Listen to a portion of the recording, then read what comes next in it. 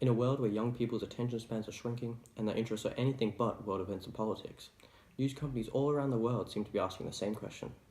How can we better engage young people with the news? Before we have a look at how we can better engage young people with the news, let's have a look at our current engagement.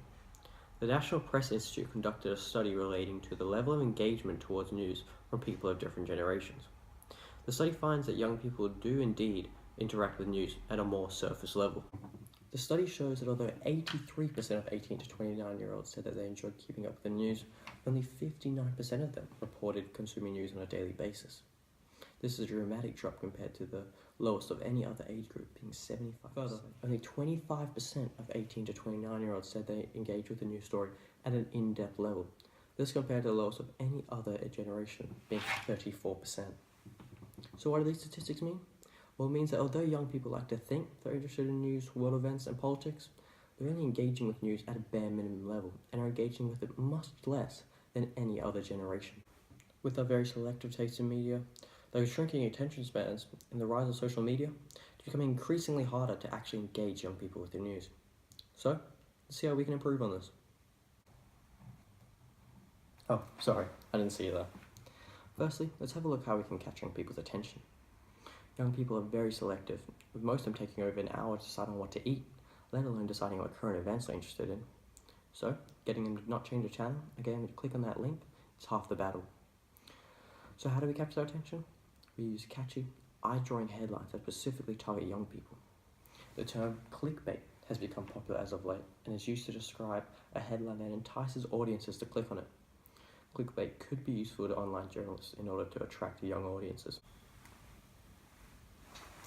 Now, it's clear to see that young people's attention spans are shrinking, with young people struggling to finish doing absolutely anything without checking the phone or checking their watch.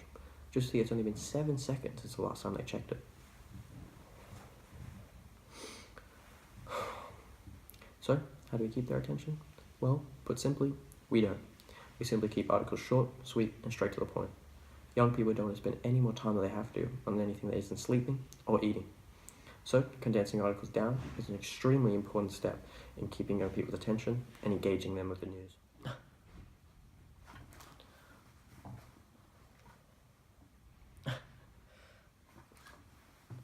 Social media has become increasingly prevalent within young people's lives in the last decade, and has made the need for going to news websites amongst young people almost redundant, as they can access news articles and breaking news, all within the social media apps. Pew Research Center found that over 75% of Americans under the age of 50 get their news from a social media website. So, the simple fact is, if news websites want young audiences to engage with them, they're going to have to move to social media. If you want young people to engage with the news, capture their attention by using catchy, eye-drawing headlines, and keep their attention for the very short time you have by keeping up to it. So you want young people to engage with the news? Capture their attention by using catchy, eye-drawing headlines, and keep their attention for the very short time you have by keeping articles short and straight to the point, and connect with them on the ever-growing social media websites.